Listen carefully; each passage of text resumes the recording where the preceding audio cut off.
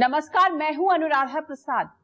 हम एक ऐसे मुल्क के निवासी हैं जहां करीब 1 अरब 35 करोड़ लोग रहते हैं, जहां करीब 20,000 जुबान बोली जाती है, 3,000 से ज्यादा जातियां हैं, 25,000 से ज्यादा उपजातियां हैं। इतने बड़े मुल्क को चलाने के लिए हमारे राष्ट्र निर्माताओं ने संसदीय लोकतांत्रिक प्रणाली को अपनाया। भारतीय राजनीति में हमेशा से जाति एक महत्वपूर्ण और निर्णायक तत्व रही है और आज भी है। आजादी के पहले भी इसकी भूमिका रही है, जो बाद में बढ़ती ही चली गई। जयप्रकाश नारायण ने एक बार कहा था, भारत में जाति सबसे महत्वपूर्ण राजनीतिक दल है। उत्तर प्रदेश और पंजाब समेत 5 राज्यों में विधानसभा चुनाव होने हैं। अभी से जातीय गोलबंदी को देखते हुए चुनावी बिसात बिछाने का काम जोर शोर से शुरू हो चुका है। कोई ब्राह्मण सम्मेलन कर रहा है, कोई दलित वोटरों को जोड़ने में लगा हुआ है, कोई जाट मुस्लिम समीकरण साधने में लगा है, कोई ओबीसी वोट बैंक में सेंध लगाने में जुटा है। आज मैं आपको बताऊंगी कि हमारी सियासत जाति के चंगुल से आजाद क्यों नहीं हुई। दुनिया के सबसे बुलंद लोकतंत्र की ज्यादातर सियासी पार्टियां एक और विकास की बात तो करती हैं, लेकिन चुनाव में जाति के आधार पर ही अपने उम्मीदवार उतारती हैं। आखिर कोई भी सियासी दल ईमानदारी से जात पात की दीवार तोड़ने की कोशिश क्यों नहीं करता।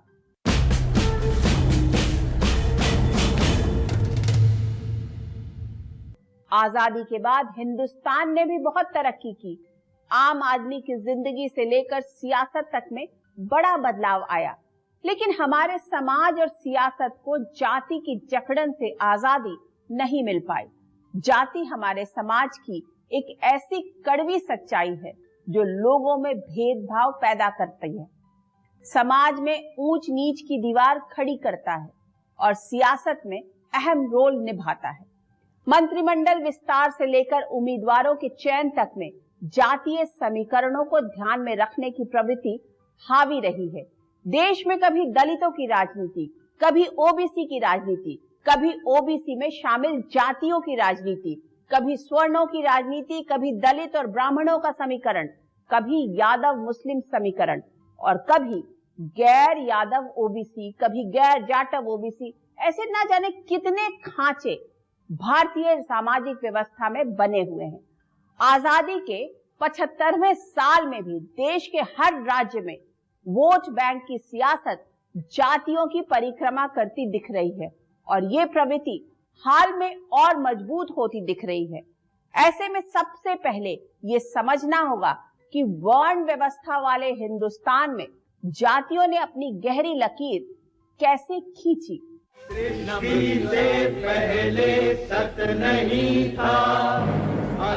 वाकई सृष्टि से पहले कुछ भी नहीं था, न जाति थी न धर्म था। हाड़ मांस का इंसान जब धरती पर आया तो अपनी जिंदगी को बेहतर बनाने के लिए नए नए प्रयोग करने लगा। वैदिक काल में सुर और असुर 2 तरह के समाज का जिक्र मिलता है। आर्य जाति नहीं थी, लोगों का समूह था जो कबीलाई संस्कृति से निकलकर सभ्य होने के लिए संघर्ष कर रहा था। वेद जिसकी जिंदगी का आधार था। बाद के दिनों में हिंदुस्तान में ब्राह्मण और श्रमक 2 तरह की धाराएं निकली। ब्राह्मण विचारधारा मानती है कि ईश्वर की इच्छा से ही मोक्ष प्राप्त होता है, तो श्रमक मानते हैं कि श्रम यानी कर्म से ही मोक्ष पाया जा सकता है। ऋग्वेद के पुरुष सूक्त के मुताबिक ईश्वर ने खुद 4 वर्णों को बनाया है। इन वर्णों का जन्म ईश्वर के शरीर से हुआ है। मुंह से ब्राह्मण, हाथ से क्षत्रिय, पेट से वैश्य और पैर से शूद्र निकले हैं। पुरुष सूक्त में वर्ण व्यवस्था का पहली बार दिग्दर्शन होता है और यह पूरी तरह से कर्म आधारित है, जन्म आधारित व्यवस्था नहीं है। एक परिवार में कोई अपने ज्ञान के बल पर ब्राह्मण भी हो सकता है और यदि उसका स्वभाव सेवाभावी है तो वह शूद्र भी हो सकता है। धीरे धीरे कर्म के आधार पर बनी सामाजिक व्यवस्था ने एक नया आकार लेना शुरू कर दिया, जिसमें एक ही तरह का काम करने वालों का ग्रुप बनने लगा। बाद में यही ग्रुप अपने हितों की रक्षा के लिए समाज में बदल गया। समाज को उसके काम के नाम पर जाना जाने लगा, जिससे जाति बन गई। धीरे धीरे जातियों ने अपनी परंपराएं विकसित कर ली और अपने आसपास एक घेरा खींच लिया। ऋग्वेद के दौर में समाज में वर्ण व्यवस्था ही चलन में थी, जो जन्म की जगह कर्म और गुण पर आधारित थी। वर्ण व्यवस्था समाज को बेहतर तरीके से संचालित कर रही थी, तो आश्रम व्यवस्था लोगों को आदर्श जीवन की राह दिखा रही थी। लेकिन उसी दौर में जाति व्यवस्था समाज में अपनी जगह बनाने लगी थी। पौराणिक ग्रंथ बताते हैं कि नीची जातियों के लोगों का ऊंची जातियों के करीब आने से मनाही थी। उन्हें गांवों से बाहर रहने पर भी मजबूर किया जाता था। समय के साथ कर्म आधारित वर्ण व्यवस्था जन्म आधारित होने लगी। ऋग्वेद के अंदर वर्णन मिलता है, दस्यु 50 बार कहे जाते हैं। उसके बाद राक्षस शब्द का प्रयोग हुआ है, यानी कि वर्ण होगा या वर्ग होगा, जिसका 20 बार उच्चारण होता है। फणी जो है वो 13 बार आते हैं और निषाद 7, यानी कि उसके अंदर भी समूह रहे होंगे। लेकिन बाद में जब मनु ने प्रतिलोम और अनुलोम विवाह के अंतर्गत वर्ण संकर की बात करी, तब से जो है जातियां कहीं ना कहीं अलग अलग होती रहीं। मनुस्मृति के दौर तक समाज में जाति व्यवस्था बड़ा आकार ले चुकी थी। ऊंची और नीची जातियों के बीच की खाई बहुत चौड़ी हो चुकी थी। आपस में खान पान, शादी ब्याह जातियों के भीतर सीमित हो गए। शूद्रों यानी शोषितों को समाज से बाहर कर दिया गया। ऊंची जातियों के लिए शोषितों के साथ खान पान और वैवाहिक संबंध रखना पूरी तरह से बंद कर दिया। ऐसा करने वालों को जाति से बाहर निकाला जाने लगा। जाति व्यवस्था को मजबूती से बनाए रखने के लिए पवित्र और अपवित्र की अवधारणाओं को सख्ती से लागू किया जाने लगा। उस समय की वर्ण व्यवस्था को फिर बाद में महाभारत में, खासतौर पर गीता में चातुर्वर्ण्यम मया शिष्टम गुण कर्म विभागशः, इससे जोड़ा गया। और वहां से फिर मनुस्मृति में वर्ण की चर्चा कि ईश्वर ने जो सृष्टि बनाई उसमें ब्राह्मणों का ब्रह्म के सिर से और राजपूतों का बाहु से, वैश्यों का जंघा से और शूद्रों का पैर से जन्म हुआ। हिंदुस्तान में हर हिस्से में शोषित थे। ये तबका वो काम करता था जिसे समाज में छोटा समझा जाता था। समाज में इनकी बड़ी भूमिका थी, लेकिन इन्हें वो सम्मान हासिल नहीं था जो दूसरी जातियों को था। इतिहास बताता है कि जाति के आधार पर भेदभाव में थोड़ी कमी मौर्य साम्राज्य के दौर में आई। इसे शोषित जातियां क्रांति काल भी कहती हैं।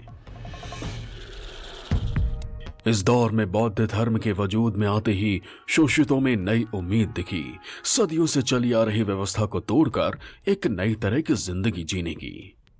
शोषित समुदाय के लोगों ने तेजी से बौद्ध धर्म अपनाना शुरू कर दिया और यह सिलसिला आज भी जारी है। एक अनुमान के मुताबिक बौद्ध आबादी का 90% हिस्सा शोषित समुदाय से धर्मांतरण कर गए लोगों का है। उत्तर वैदिक काल में ही जाति व्यवस्था ने आकार लेना शुरू कर दिया था। महाभारत काल में राजा शांतनु का विवाह निषाद जाति में पैदा हुई सत्यवती से हुआ था। सत्यवती के पुत्र वेद व्यास की गिनती श्रेष्ठ ब्राह्मणों में होती थी। रामायण काल में सूर्यवंशी राम केवट को अपना दोस्त बताते हैं और भील शबरी के जूठे बेर भी खाते हैं। त्रेता युग से द्वापर युग तक में जाति व्यवस्था तो थी। वक्त के साथ जातियों के बीच आपसी वर्चस्व और तनातनी बढ़ती रही। अंग्रेज जब भारत आए तो यहाँ की सामाजिक व्यवस्था उनकी समझ से बाहर थी। जातियों में बटे हिंदुस्तान पर हुकूमत के लिए वो तिकड़म लगाने लगे। बात साल 1834 की है। ईस्ट इंडिया कंपनी के एक बड़े अफसर थे जेम्स प्रिंसेप। उनकी देखरेख में बनारस की जनगणना हुई। प्रिंसेप ने पाया कि सिर्फ बनारस के ब्राह्मणों में ही 107 जातियां हैं। ये हिंदुस्तान में एक शहर और एक जाति के भीतर खिंची लकीरें थी। ऐसी ही स्थिति दूसरी जातियों के बीच भी थी। वो साल था 1872 का। ब्रिटिश इंडिया की जनगणना का काम शुरू हुआ, जिसमें अहम किरदार निभा रहे थे हेनरी वॉटरफील्ड। उन्हें लगा कि भारत की जातियों को 4 खांचों में बांटना बेहतर होगा: ब्राह्मण, क्षत्रिय, वैश्य और शूद्र। बाद में अंग्रेजों ने वॉटरफील्ड की कास्ट थ्योरी का जोर शोर से प्रचार शुरू किया, जिसमें ब्राह्मणों को सुपीरियर, शूद्रों को इंफीरियर और अछूत बताया जाने लगा।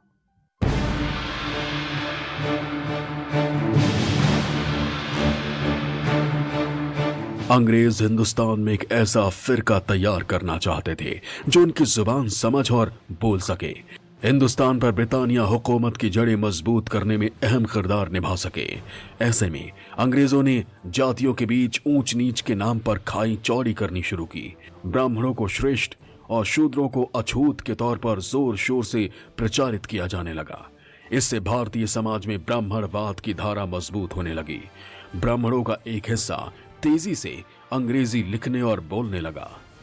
अंग्रेज बहुत चालाकी से भारतीय समाज में जो कुरीतियां थीं उसको देख रहा था और उन्हीं का उपयोग करके भारतीय समाज को बांट करके अपने शासन की व्यवस्था को आगे बढ़ाना चाहता था।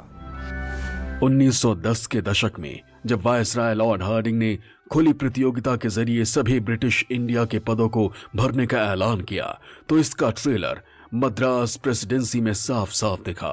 सूबे में ब्राह्मणों की तादाद सिर्फ 3% थी, लेकिन मद्रास प्रेसिडेंसी के 80% पदों पर ब्राह्मणों का कब्जा था। जातियां पूछनी शुरू की और उसमें फिर जातियां रिकॉर्ड हो गई, डॉक्यूमेंट हो गई।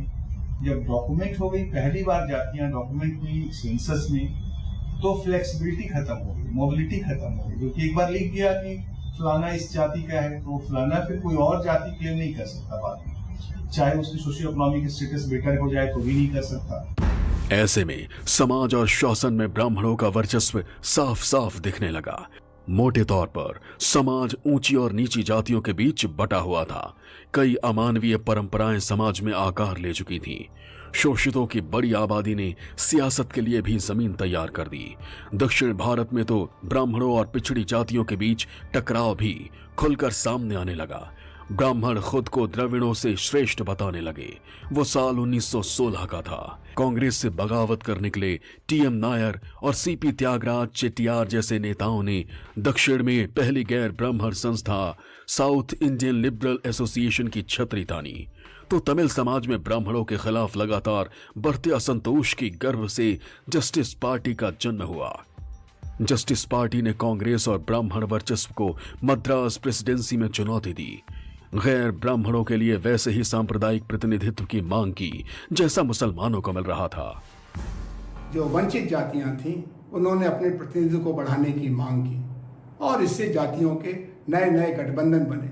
जैसे दक्षिण भारत में मद्रास प्रेसिडेंसी में ब्राह्मण और गैर ब्राह्मण, जिसको द्रविड़ आंदोलन का आधार बनाया गया। दूसरी ओर महाराष्ट्र में शोषितों की आवाज बुलंद कर रहे थे doctor Bhimrao Ambedkar. Indian government act 1919 तैयार कर रही साउथ बोरो कमेटी के सामने एक एक्सपर्ट के तौर पर भीमराव अंबेडकर को बुलाया गया।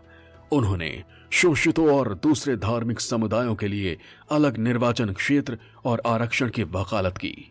ये वो दौर था जब हिंदुस्तान की राजनीति में शोषितों को गोलबंद करने के लिए सियासी पहल शुरू हो चुकी थी। उन्होंने कहा कि एक अच्छी सरकार केवल इसलिए नहीं होती कि वो लोगों का ओपिनियन रिप्रेजेंट करती है, बल्कि एक अच्छी सरकार वो होती है जो सेल्फ रिप्रेजेंटेशन देती है, व्यक्ति का स्व प्रतिनिधित्व। और इसलिए उन्होंने पहली बार डिमांड रखी फ्रेंचाइज कमेटी के आगे। जस्टिस पार्टी की मांग पर मद्रास असेंबली में गैर ब्राह्मणों के लिए 28 सीटें रिजर्व कर दी गईं। ये वहां के सामाजिक समीकरणों का ही नतीजा था कि जस्टिस पार्टी ने 1920 के चुनाव में 98 में से 63 सीटें जीत ली। बाद में दक्षिण भारत में द्रविड़ आंदोलन के परचम को आगे बढ़ाया ईवी रामास्वामी नायकर पेरियार ने। वहीं महाराष्ट्र के शोषितों के आत्मसम्मान की लड़ाई आगे बढ़ाने में BR अंबेडकर पूरी शिद्दत से जुटे थे। बात 1927 की है। महाराष्ट्र के कोकण इलाके का एक कस्बा है महार।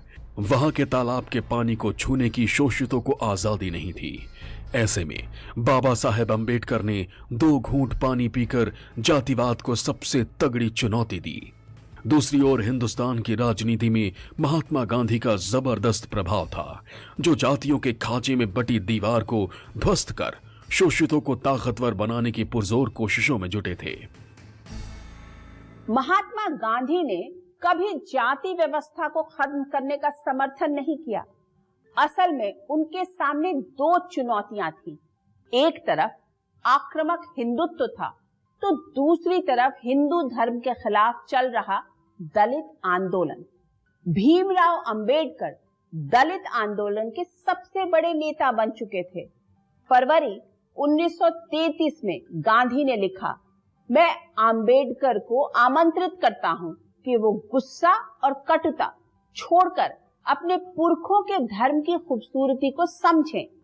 एक तरफा अध्ययन के आधार पर वो हिंदू धर्म की बुराई न करें। गांधी जी चाहते थे कि हिंदू धर्म भी बचा रहे और उसके अंदर समानता और समरसता की भावना भी रहे। मैं वर्णाश्रम धर्म के उस रूप में विश्वास रखता हूं जो मेरे विचार से शुद्ध वैदिक है, लेकिन उसके आजकल के लोक प्रचलित और स्थूल रूप में मेरा विश्वास नहीं। गांधी भारत के सामाजिक ताने बाने को अच्छी तरह समझते थे, उसकी कमियों से भी अच्छी तरह वाकिफ थे। उन्हें भरोसा था कि नए और मजबूत भारत के निर्माण का मंत्र भी प्राचीन व्यवस्थाओं में ही छिपा हुआ है। उसकी कमियों को दूर करने के लिए गांधी ने पहले से ही मोर्चा खोल रखा था।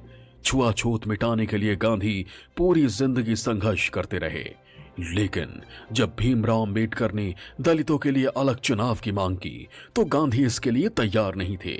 उन्हें डर था कि उनके सपनों का भारत 2 हिस्सों में बंट जाएगा। गांधी ने समाज को बंटने से बचाने के लिए एक बीच का रास्ता निकाल लिया, समाज के पिछड़ों के लिए आरक्षण का रास्ता।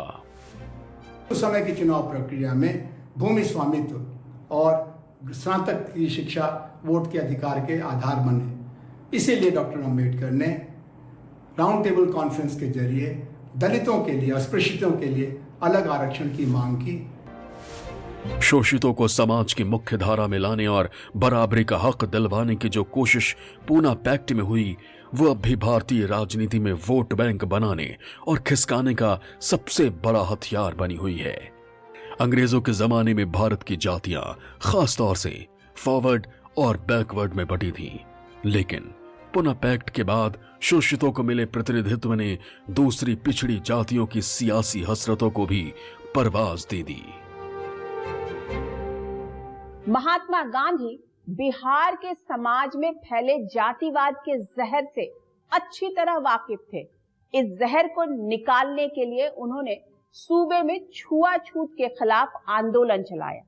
उनके इस आंदोलन को समाज के अलग अलग तबकों ने अपने अपने नजरिए से देखा। कहीं लाठियां चली तो कहीं लोगों ने चंदा करके उनके आंदोलन का समर्थन किया। गांधी जी के बिहार दौरे पर अमृत बाजार पत्रिका ने 4 मार्च 1934 को लिखा, अ सक्सेसफुल बेगर। उस दौर में बिहार में सक्रिय सियासी पार्टियां वायदा करती दिख रही थी कि पिछड़ी जाति के लोगों को अगड़ा बना देंगे। चुनाव हुए तो जाति के आधार पर वोट डालने की परंपरा का श्री गणेश हुआ। उसी दौर में त्रिवेणी संघ भी बना। इस संगठन ने हिंदी पट्टी के पिछड़े तबकों के लोगों को संघर्ष के लिए मजबूत वैचारिक जमीन दी। हालांकि त्रिवेणी संघ को यादव, कोयरी और कुर्मी जातियों का संगठन बताने की कोशिश हुई, लेकिन इस संगठन ने पिछड़ों की नुमाइंदगी का दावा किया, जिस पर महाराष्ट्र में चले ज्योतिबा फुले और अंबेडकर की ओर से चलाए गए आंदोलन की छाप के साथ साथ दक्षिण में चल रहे आत्मसम्मान आंदोलन का असर भी साफ साफ महसूस किया गया। 1947 में भारत आजाद तो हो गया, लेकिन जातियों के चक्रव्यूह से आजादी नहीं मिली। संविधान सभा में जातियों के प्रतिनिधित्व और निचले तबकों की रक्षा के लिए लंबा वाद विवाद हुआ।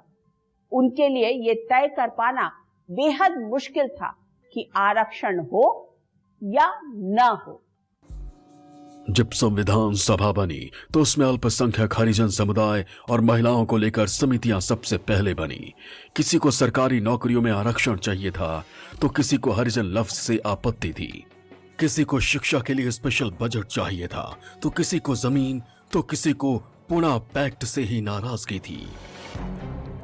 संविधान सभा में तीखी बहस का नतीजा निकला कि अगर हरिजनों के साथ साथ समाज के पिछड़े तबके के लोगों को 10 साल के लिए संविधान में विशेषाधिकार दे दिया जाए तो सदियों से ये पिछड़े लोग बाकी समाज के बराबर पहुंच जाएंगे। Professor K.T.. शाह का तर्क था कि नौकरियों में यदि आरक्षण नहीं होगा तो अफसर अपने इच्छानुसार पक्षपात करेंगे। निसंदेह थोड़े बहुत विवाद किसी भी समाज में रहते हैं, लेकिन फिर भी यह श्रेय दिया जाना चाहिए संविधान तज्ञों को, संविधान सभा को, कि उन्होंने भारतीय समाज की इस चिंता को बहुत महत्व दिया और उसके अनुरूप अपनी व्यवस्थाओं को बदला है। संविधान सभा में तर्क दिया गया कि अनुसूचित जाति के लोगों को अच्छी योग्यता के बाद भी अच्छी नौकरी नहीं मिलती, उनके साथ जातिगत आधार पर भेदभाव किया जाता है। अंबेडकर समेत दूसरे दलित नेताओं ने चुनाव, नौकरियों और यहां तक कि कैबिनेट में भी आरक्षण की मांग उठा दी। तनातनी यहां तक बढ़ गई कि अंबेडकर ने कानून मंत्री के पद से इस्तीफा देने तक की धमकी दे दी। ऐसे में आरक्षण के कट्टर विरोधी सरदार पटेल को भी पीछे हटना पड़ा। अंबेडकर की दलील थी, जहां तक बात अनुसूचित जाति की है तो दूसरे अल्पसंख्यकों को पहले ही लंबे वक्त से सहूलियतें मिल रही हैं। वो पहले ही लंबे वक्त तक सुविधाएं भोग चुके हैं। मुसलमान 1892 से सुविधा भोग रहे हैं। ईसाइयों को 1920 से सुविधाएं मिली हुई हैं। अनुसूचित जाति को तो सिर्फ 1937 से ही कुछ लाभ दिए जा रहे हैं, इसलिए उन्हें ज्यादा लंबे वक्त तक सुविधाएं दी जानी चाहिए। लेकिन एक बार में 10 साल तक के लिए रिजर्वेशन का प्रस्ताव पास हो चुका है तो मैं इसे स्वीकार करता हूं। हालांकि इसे बढ़ाने का विकल्प हमेशा रहना चाहिए।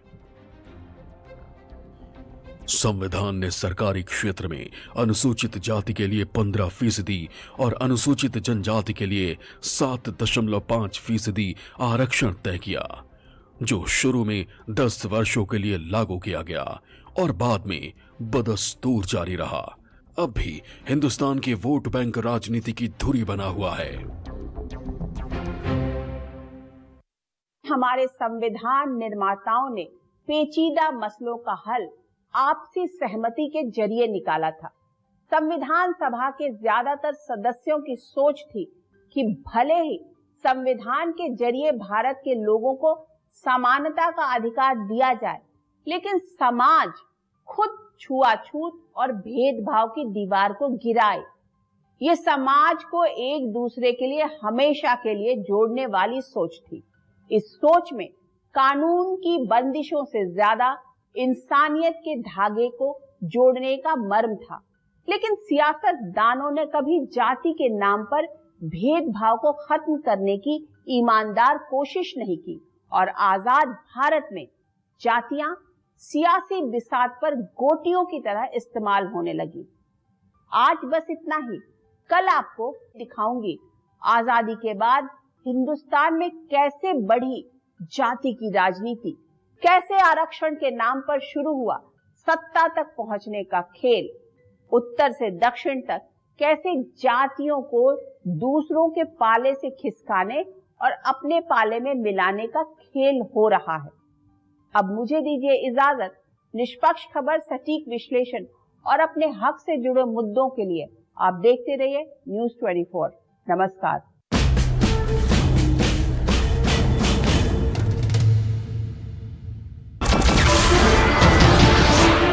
नमस्कार, मैं हूं मानक गुप्ता। अगर आपको हमारा ये वीडियो पसंद आया हो तो इसे लाइक और शेयर जरूर करें, और हां, हमें सब्सक्राइब और फॉलो करना ना भूलें ताकि आप देश और दुनिया की कोई खबर मिस ना करें। तो जुड़े रहिए हमारे साथ और देखते रहिए न्यूज़ 24।